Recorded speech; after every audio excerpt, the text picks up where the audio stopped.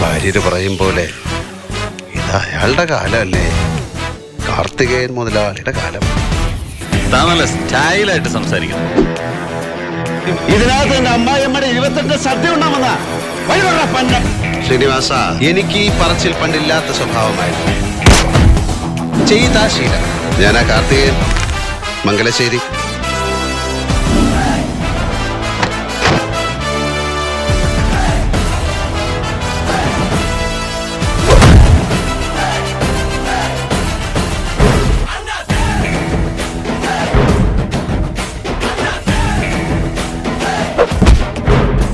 നടേശ, watch കാർട്ടിയറാണ്.